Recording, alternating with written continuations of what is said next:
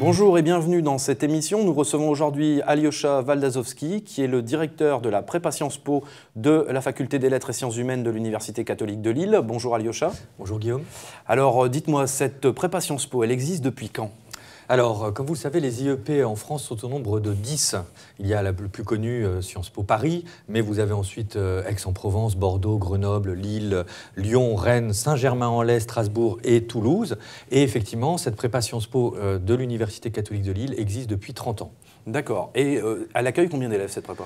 Alors, cette prépa est assez spécifique et même unique en France parce que nous avons un nombre assez restreint d'élèves dans cette prépa. Il y a une sélection au départ, nous y reviendrons, mais il y a une vingtaine, entre 20, 25, jusqu'à 30 maximum élèves dans cette prépa. D'accord. Alors vous venez de parler de sélection. Quelle est la sélection justement pour y rentrer ? Comment on fait pour rentrer dans cette prépa ? Tout à fait. Alors cette prépa est ouverte à tous les lycéens, tous les nouveaux bacheliers qui viennent de finir leur cycle de bac et qui veulent ensuite commencer à faire des études et intégrer donc Sciences Po. Et tous ces concours, nous les préparons de Sciences Po Lille. Mais pour entrer dans la prépa, il faut passer par un concours de sélection qui a lieu vers la mi-mai chaque année, où les candidats effectivement font une dissertation de culture générale, un exercice, une dissertation également en histoire et un exercice d'anglais, de langue, anglais généralement, mais ils peuvent prendre aussi allemand ou espagnol. Donc voilà, il y a 3 épreuves qui sont basées sur le programme du bac d'une certaine façon et qui permettent donc de sélectionner d'une certaine façon, de permettre quand même à nos professeurs déjà de voir un peu le niveau des élèves parce que comme vous savez, les concours sont très très durs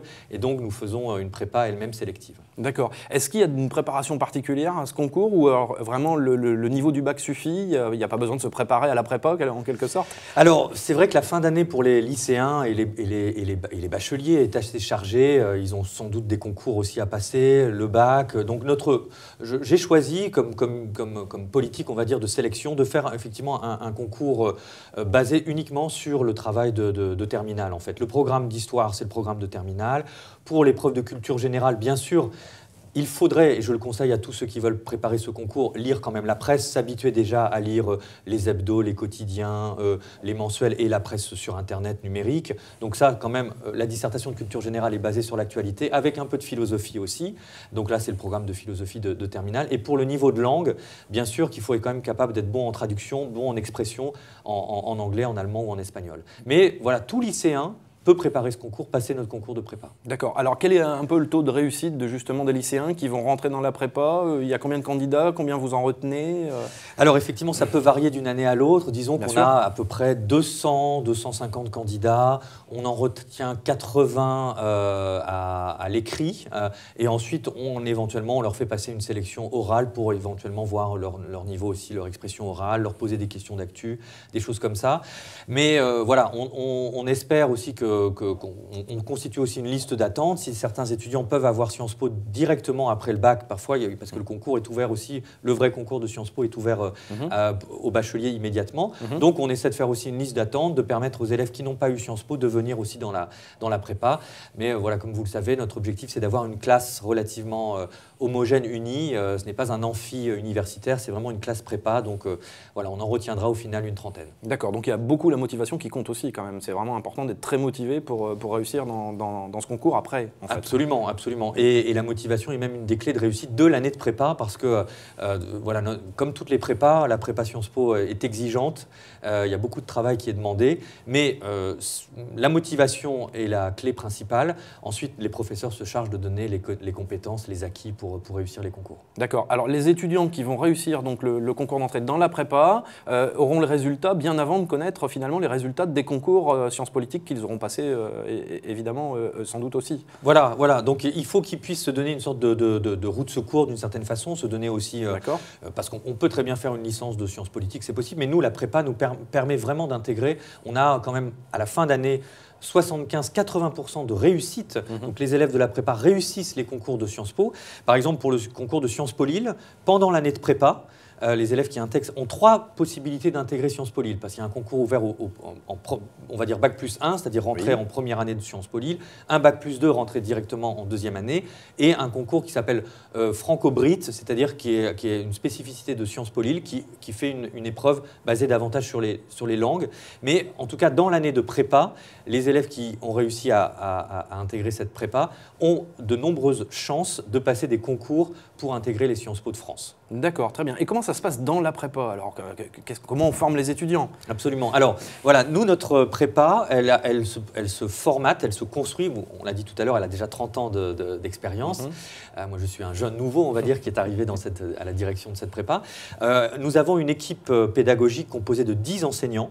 Vous avez 5 professeurs de culture générale, un journaliste, un sociologue, un politologue, un économiste et un philosophe, ce qui permet de cibler en fait ce qu'attend Sciences Po dans ces concours difficiles. C'est une culture générale quand même assez souple, assez malléable, un peu d'économie, de l'actualité médiatique, voilà. Et donc les 5 professeurs qui travaillent uniquement pour préparer la culture G. Ensuite, vous avez 2 professeurs d'histoire qui là aussi se complètent et travaillent les périodes avant le monde avant 1945, le monde après 1945, la France, donc des grands thèmes.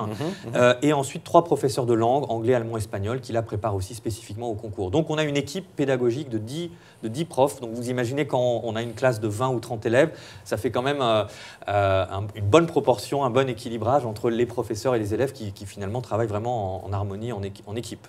Alors j'imagine que c'est une ambiance assez studieuse, qu'il y a des calls, qu'il y a effectivement tout un travail le soir, etc. Effectivement, il y a un calendrier de travaux à la fois chaque semaine, DDS qui ont lieu tous les vendredis. En fin de semaine, on valide un petit peu à tour de rôle les différentes matières. On s'entraîne sur les épreuves des concours. On a beaucoup de travail aussi à la maison. On a des concours blancs très réguliers, disons 2 concours blancs par semestre. Donc ça nourrit bien tout l'exercice en conditions. Et je pense que c'est aussi une des clés. On parlait tout à l'heure de la motivation. C'est une clé essentielle, mais c'est aussi la pratique, l'entraînement, l'exercice. Plus on fait de dissertation, plus on fait des exercices de grammaire, plus on fait des travaux dirigés ou d'école, évidemment, plus on a de chances de réussir. D'accord. Et donc la proportion de réussite finalement au concours par rapport au nombre d'étudiants qui sont rentrés dans la prépa, elle est plutôt très bonne. Vos résultats, ils sont bons en fait à l'arrivée finalement après cette prépa? Alors effectivement, comme cette prépa est basée uniquement sur la préparation au concours de Sciences Po, tout le travail est fait pour y arriver. Je l'ai dit tout à l'heure, mais je le rappelle, je le précise, oui, on a à peu près entre 75 et 80% de réussite au concours, puisqu'il y a plusieurs concours que les élèves passent. On les conseille par exemple, vous avez Sciences Po Grenoble qui fait son propre concours, donc les élèves préparent, il y a un ouvrage au programme, etc. Donc certains concours ont des spécificités. D'autres Sciences Po, d'autres IEP se sont regroupés pour faire des concours communs. Alors évidemment, ces concours communs supposent qu'il y a beaucoup de candidats dans toute la France qui les passent, mais ça donne davantage de chances évidemment de réussite. Donc au final, 80% de réussite, c'est quand même un bon taux, une moyenne que je fais sur les 10 dernières années en tout cas. Et en même temps, chaque élève de la prépa, s'il joue le jeu de la prépa, qu'il fait les devoirs, qu'il valide les examens, a une année d'équivalence à la fin qui lui est proposée en histoire généralement, ce qui lui permet aussi d'avoir quand même une autre satisfaction, c'est d'avoir une équivalence d'une année universitaire. D'accord, donc il y a une vraie année d'équivalence pour l'étudiant qui éventuellement aurait échoué au concours et donc possibilité de poursuivre en 2e année dans certaines filières. Voilà, absolument. C'est quand même, c'est-à-dire faire une prépa, faut dire c'est une spécificité française, il y a beaucoup de prépas qui existent en France, mais c'est jamais une année perdue et la preuve, elle est même validée, récompensée par une année universitaire. Je peux même vous donner quelques exemples. Moi, je retrouve certains étudiants qui restent ici dans notre université, qui poursuivent par exemple en licence média, culture et communication, en licence d'histoire, qui sont généralement de très bons élèves, ensuite de très bons étudiants. Ils ont acquis des compétences de travail, des compétences d'analyse, de lecture. Ils sont souvent dans les premiers ou parfois majors de promo, en tout cas dans les années qui suivent. Donc l'année de prépa est dure, hein. Il faut avoir de la motivation parce qu'on passe plusieurs concours, on ne les réussit pas tous. Mais voilà, en tout cas, on devient rapidement, au bout d'un an, déjà un bon élève, un bon élément pour la suite de son parcours. D'accord. Alors, quelles sont les grandes qualités qu'il faut avoir quand on est étudiant en prépa? Dans quoi il faut être vraiment bon et dans quoi il faut travailler peut-être plus? Alors, effectivement, en tout cas, c'est tout à fait logique que cette prépa Sciences Po soit dans la faculté faculté des lettres et sciences humaines dans la FLSH, puisque préparer Sciences Po, il faut avoir quand même des aisances ou en tout cas une familiarité avec les sciences humaines au sens large. Donc on est tout à fait ici en cohésion aussi avec notre université, avec la faculté des lettres et sciences humaines. Il faut avoir un bon esprit d'analyse, un bon esprit de synthèse. Là, je parle surtout pour ma matière, puisque en tant que philosophe politique, je travaille beaucoup, évidemment, les dissertations, qui sont des épreuves reines des concours. Mais la dissertation, il faut avoir un esprit de synthèse, il faut avoir un esprit d'analyse, il faut avoir une bonne expression de langue française. Et aujourd'hui, croyez-moi, ça se perd et ça se mérite d'arriver à avoir ce niveau. Il faut être capable de lire vite, de faire des fiches sur des dossiers de presse, sur des livres de philosophie qui demandent parfois aussi un certain effort. Vous savez, Sciences Po a envie d'avoir Sciences Po elle-même, les Sciences Po de France, qui après, il y a 5 ans d'études à Sciences Po. En fait, c'est licence plus master, donc on retrouve un vrai parcours universitaire. Il faut aimer le monde d'aujourd'hui. En fait, il faut avoir envie de connaître et de comprendre le monde contemporain. C'est ça l'objectif de Sciences Po. Et évidemment, dans les copies de concours, les correcteurs vont chercher cette envie d'analyser, de comprendre le monde, de faire des comparaisons entre la France et l'international, d'être dans l'actualité, etc., dans la réflexion. Donc ça, c'est une des clés pour y arriver. Ensuite, l'histoire, c'est évidemment un domaine qu'il faut connaître et aimer. Et les langues, parce qu'aujourd'hui, évidemment, à une époque de mondialisation internationale, si on n'est pas bon en langue, on ne peut pas y arriver. Les étudiants le savent, mais voilà, il faut s'y mettre. Et donc, j'invite tous les étudiants qui veulent passer le concours d'entrée de la prépa, à lire la presse très tôt, à lire la presse internationale s'ils le peuvent. D'accord, très bien. Merci beaucoup, Alyosha Waldazowski, donc directeur de la prépa Sciences Po de la Faculté des Lettres et Sciences Humaines de l'Université catholique de Lille. Et on se retrouve pour une prochaine émission.